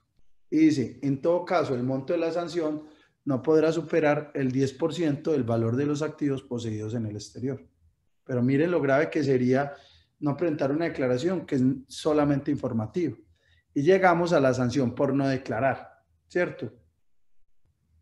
Entonces dice, declaración de renta, porque una cosa es presentarla de manera extemporánea, otra cosa es no presentarla y que ya nos sancionen. Si es en la declaración de renta, nos cobran el 20% de las consignaciones bancarias o ingresos brutos de quien persiste en el incumplimiento, que determine la DIAN por el periodo al cual corresponda la declaración no presentada, o al 20% de los ingresos brutos que figuren en la última declaración de renta presentada. ¿Cuál? El que fuere superior. Es en cuanto a la declaración de renta. ¿Listo? Entonces, vamos a pasar al de sanción por corrección. Entonces ya vimos, la declaración extemporánea, la de que no la presentamos y de que la presentamos, pero la presentamos mala. Entonces, pues la vamos a corregir. Entonces, como la vamos a corregir, ¿qué nos dicen? Que nos cobran el 10% del mayor valor a pagar o del menor saldo a favor, ¿cierto? Cuando hagamos la corrección. Y eso si es antes de que se produzca el emplazamiento. Y si se da después del emplazamiento, es el 20%. ¿Listo? También se puede dar una sanción por corrección aritmética. ¿Cuándo se da eso? Eso es muy poco probable. ¿Por qué? Porque ya los formularios hacen los cálculos. Pero si eso llegara a dar, la sanción es el 30% del mayor valor a pagar o menor saldo a favor. Y la sanción por inexactitud, ¿cierto? Entonces tenemos que la presentamos tarde, que no la presentamos, que la corregimos y que no la presentamos, nos quedamos calladitos y después llega la DIAN y se da cuenta que es inexacta, porque nos dice, vea, acá le descubrió activos que usted no declaró. Entonces ahí dice, será equivalente al 100% de la diferencia entre el saldo a pagar o saldo a favor, ¿sí? Y dice, en los siguientes casos, la cuantía de la sanción será del 200% del mayor del impuesto a cargo, cuando se omitan activos o incluyan pasivos inexistentes y el 160% de la diferencia cuando la inexactitud se origine por compras o gastos soportados con facturas de proveedores ficticios o insolventes. O sea, cuando metamos costos y gastos de como que compremos facturas y esa empresa pues realmente no nos haya prestado ningún servicio. Ahí nos castigan peor. Con esto terminaríamos todo ese régimen sancionatorio, porque acá ya es impuesto al patrimonio, que no es objeto de esta charla, pero sin embargo lo dejamos en las memorias, y con esto estaríamos terminando todo el tema de declaración de renta. Entonces, ¿qué les vamos a entregar a ustedes? Mañana les vamos a enviar las memorias y les vamos a enviar este archivo que se llama sanciones, donde tenemos un ejercicio de sanción por extemporaneidad, una conciliación patrimonial y una renta presuntiva, donde lo importante era que a ustedes les quedara, más que hacerles un ejercicio, que darles claro que hay varios tipos de sanciones, ¿cierto? Y que además es importante presentar la declaración a tiempo para evitar esas sanciones y esos intereses moratorios. Entonces ya con esto voy a dejar de compartir la pantalla y quedamos listos. Muchas gracias, Alex. A todos nuestros asociados, un agradecimiento muy especial.